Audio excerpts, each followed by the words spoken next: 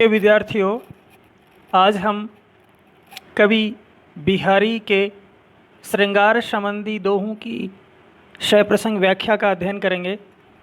सबसे पहले, झीने पट में झुलमुली झलकती ओप अपार, सुर तरु की मनु सिंधु में लस्ती सै पल्लव डार। कठिन शब्दार्थ देखते हैं।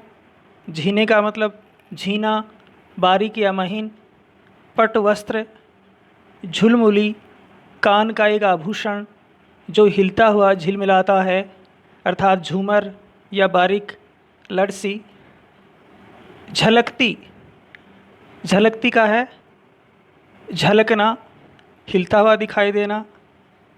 ओप का अर्थ है यहाँ चमक, और अपार का मतलब है अत्यंत। सुरतरु, जिसका अर्थ है कल्पवृक्ष नामक वृक्ष जो सारी इच्छाएं पूरी करने वाला माना जाता है। मनु, मानो। सिंधु, यहाँ सागर से मतलब है, समुद्र से मतलब है। लस्ती का अर्थ है शोभित होना। और शय पल्लव, पत्तों सहित। डार का मतलब डाली। प्रसंग लिखते हैं। प्रस्तुत दोहा कवि बिहारी द्वारा रचित। बिहारी सत सही से लिया गया है, जिसमें कवि ने महीन वस्त्र धारण करने वाली एक नायिका द्वारा कानों में पहने गए झिलमिली नामक आभूषण की सुंदरता का वर्णन किया गया है। व्याख्या लिखते हैं। कवि बिहारी कहते हैं कि इस नायिका द्वारा पहने गए महीन वस्त्रों में झुलमुली नामक कान का जो आभूषण है वो उस वस्त्रों से दिखाई देता है, और उसकी अपार चमक ऐसे झलक रही है, ऐसे सुंदर दिखाई दे रही है, जैसे मानो समुद्र के जल में कल्प वृक्ष की कोई पत्तों भरी डाली हिलती हुई शोभा पा रही है या शोभायमान हो रही है, सुंदर दिखाई देती है। अर्थात नायिका ने जो कानों में आभूषण पहना है झिलमिली, वो ऐसा दिखाई देता है, उस झीने पट में हिलता हुआ इस प्रकार से सुंदर दिखाई देता है, उसकी चमक इस प्रकार से दिखती है जैसे समुद्र में के किनारे जो कल्पवृक्ष है उसकी पत्तों भरी डाली हिलती हुई समुद्र में उसकी परछाई दिखाई देती है। ठीक वैसे ही वो झिलमिली आभूषण झीने वस्त्रों से दिखाई दे रहा है और उस नायिका को सुशोभित कर रहा है। विशेष लिखेंगे। भाषा सरस और प्रभावपूर्ण है। दूसरा बिंदु लिखेंगे। माना जाता है कि स्वर्ग में स्थित कल्पवृक्ष मांगने वाले की सारी इच्छाएं पूरी करता है, उसी प्रकार नायिका भी प्रेमी जन की सारी इच्छाएं पूर्ण करने वाली होती है, इसलिए उसे कल्पवृक्ष की डाली के समान बताया गया है। तीसरा बिंदु लिखेंगे। दोहे के अंदर झुलमुली और झलकती में झ वर्ण की, ओ पापार में ए वर्ण की आवर्ती होने से यहाँ पर अनुप्रास अलंकार है। इसके अतिरिक्त दूसरी पंक्ति में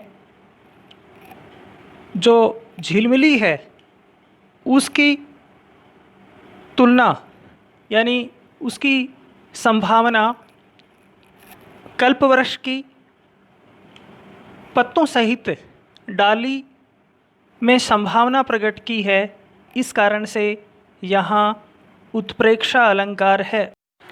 अगला दोहा पढ़ते हैं। कहत नटत रिझत खिजत मिलत खिलत लजियात, भरे भौन में करत हैं नैनन ही सो बात। कठिन शब्दार्थ देखते हैं।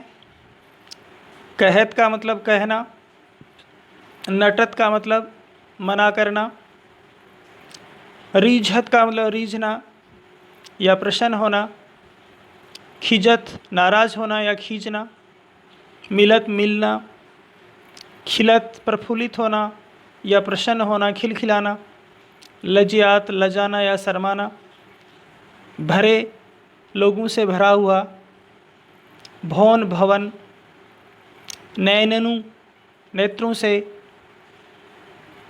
सौ से। अब प्रसंग लिखते हैं। प्रस्तुत दोहा बिहारी द्वारा रचित बिहारी सतसई से लिया गया है, जिसमें कवि नायक तथा नायिका द्वारा लोगों से भरे हुए भवन में अपने मन के भावों को आँखों के इशारे से या नेत्रों के माध्यम से वो अपने मन के भावों को किस प्रकार से व्यक्त करते हैं, उसके बारे में यहाँ बताया गया है। व्याख्या लिखते हैं। कवि बिहारी कहते हैं कि नायक और नायिका लोगों से भरे हुए भवन में मुँह से कुछ न बोलकर, अर्थात लोगों की उपस्थिति में मुँह से न बोलकर अपने मन के मनोभावों को अपने नेत्रों के इशारों से या हाव भाव से व्यक्त करते हैं। पहले जब नायक नायिका को इशारों से कहता है, परंतु नायिका सबकी उपस्थिति के कारण या असहज होने के कारण मना कर देती है। इस बात से जो चेहरे पर भाव आते हैं उनसे नायक रीझता है, परंतु नायिका इस बात से नाराज़ हो जाती है, अप्रसन्न हो जाती है। थोड़ी देर बाद में पुनः उनके नेत्रों के इशारे से बात होती है, पुनः मिलन होता है आँखों ही आँखों में। तब पुनः नायक प्रसन्न हो जाता है, प्रफुल्लित हो जाता है और नायिका भी प्रफुल्लित और चेहरे पर मुस्कुराहट आती है। परंतु जब लोगों का ध्यान आता है तो वह शर्मा जाती है और लज्जा उसके चेहरे पर प्रकट होती है। तो इस प्रकार से नायक और नायिका अपने नेत्रों के माध्यम से ही अपने मनोभावों को लोगों से भरे हुए भवन में सबके सामने प्रकट करते हैं और मनोभावों को व्यक्त करते हैं। विशेष लिखेंगे। संयोग श्रृंगार रस में भीगे इस शब्द चित्र द्वारा कवि ने भाव, विभाव, अनुभाव और संचारी भाव आदि रस के सभी अंगों का सफल निर्वाह किया है।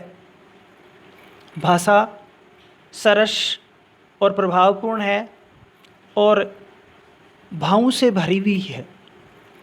तीसरा बिंदु लिखेंगे। कवि ने गागर में सागर भरा है। एक छोटे से दोहे में चमत्कारपूर्ण से अपने मन के भावों को इस दोहे के माध्यम से व्यक्त किया है। अगला बिंदु लिखते हैं।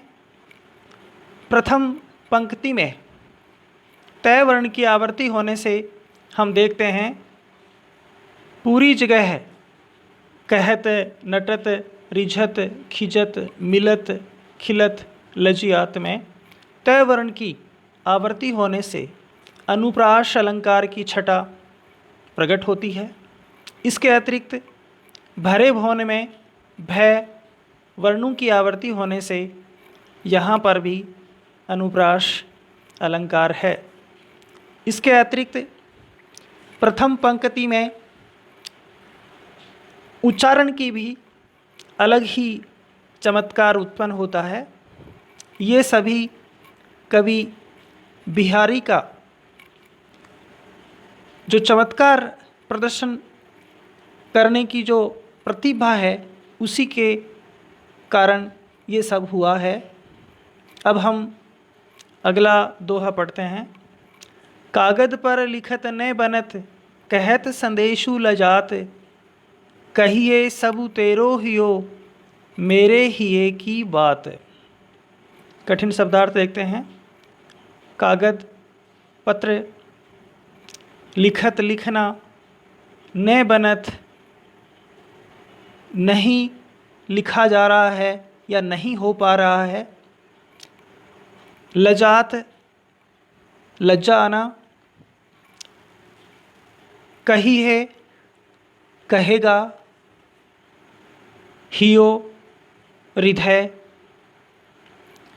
हिय हृदय की बात, यानी हिये की बात का मतलब हृदय की बात या मन की बात।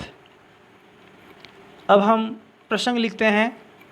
प्रस्तुत दोहा कवि बिहारी द्वारा रचित बिहारी सतसई से लिया गया है, जिसमें कवि नायिका द्वारा अपने मन के भावों को अपने नायक को लिखने में जो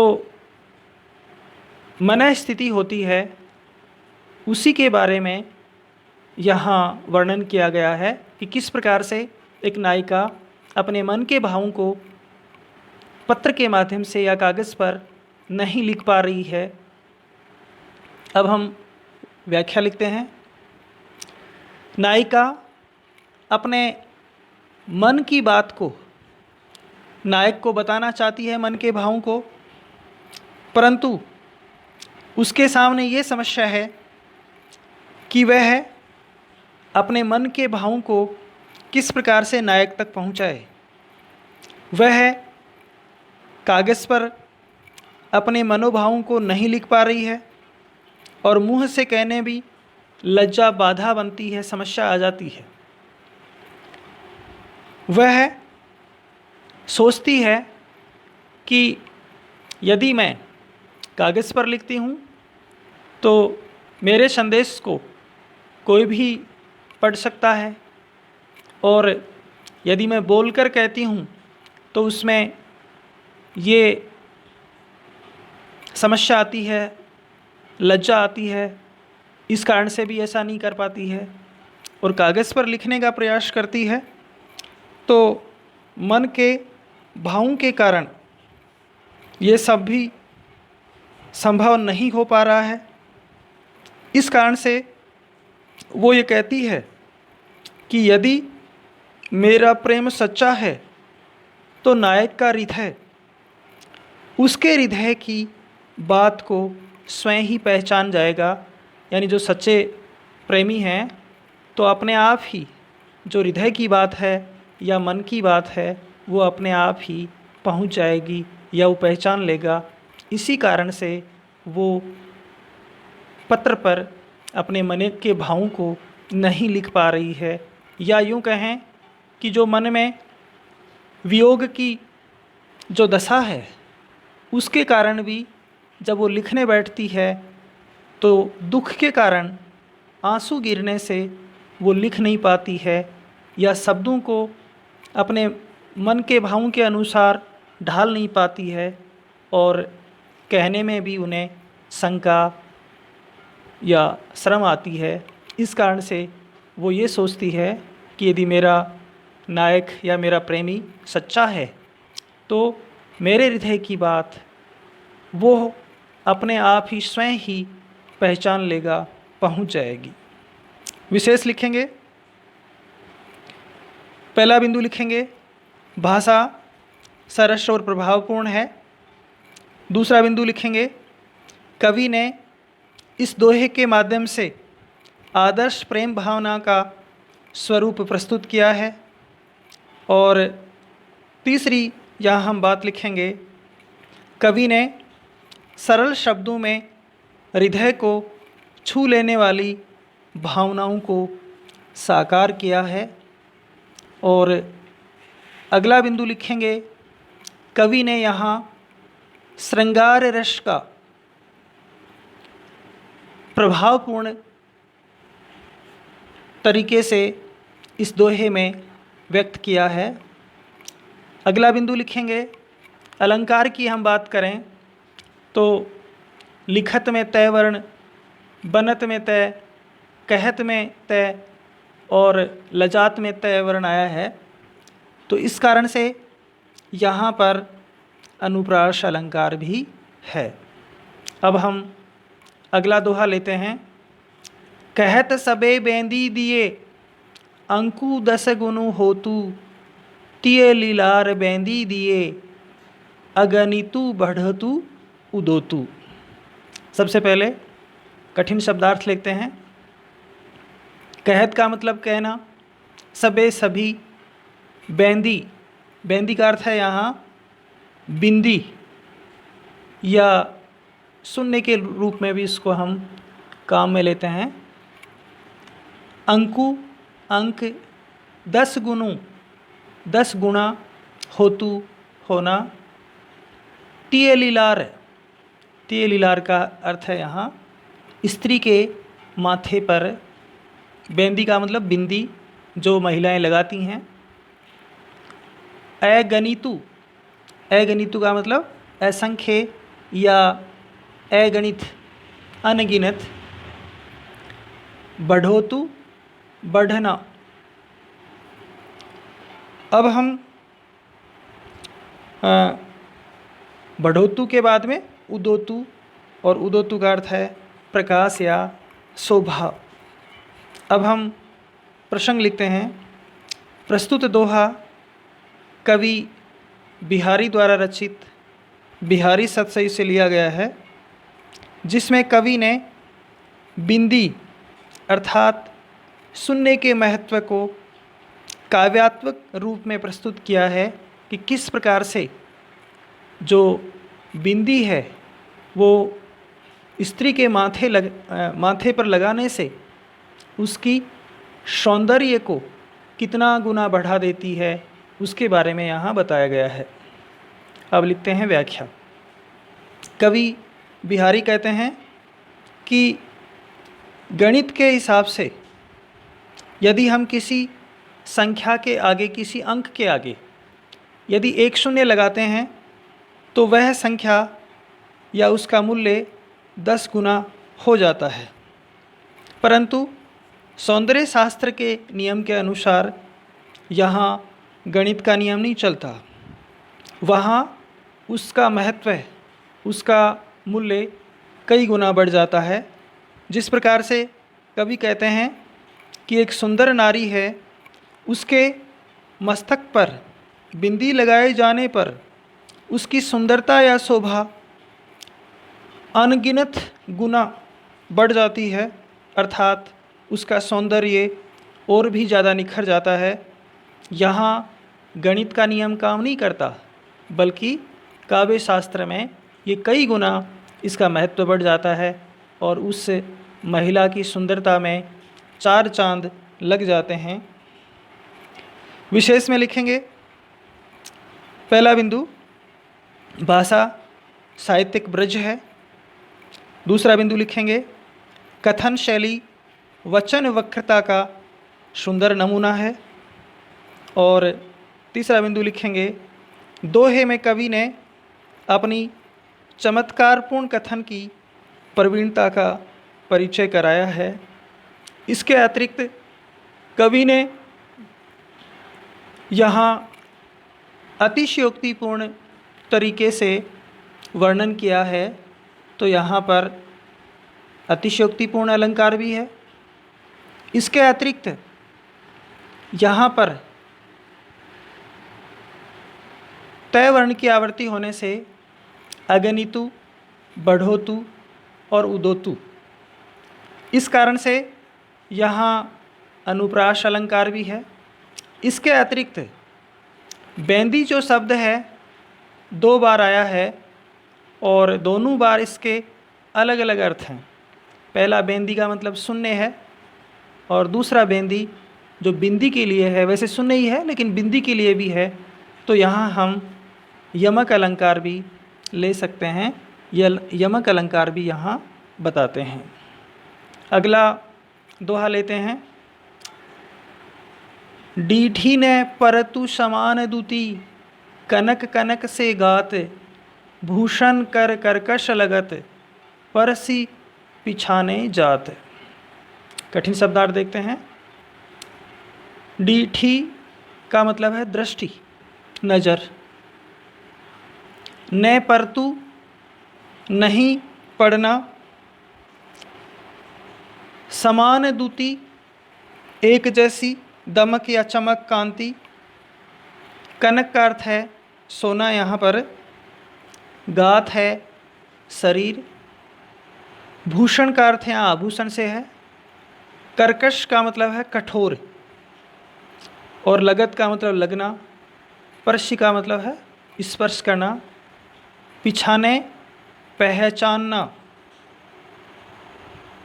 या पहचाने जाते हैं। अब हम प्रसंग लिखते हैं। प्रस्तुत दोहा कवि बिहारी द्वारा रचित बिहारी सतसई से लिया गया है, जिसमें कवि यहाँ ये बताना चाहते हैं कि नायिका के शरीर की सुंदरता या गौर वर्ण के कारण उसने जो आभूषण पहन रखे हैं वो एक जैसे रंग होने के कारण या उनकी चमक एक जैसे होने के कारण वो आभूषण पहचान नहीं पा रहे हैं या पहचाने नहीं जा रहे हैं, उसी के बारे में बताया गया है।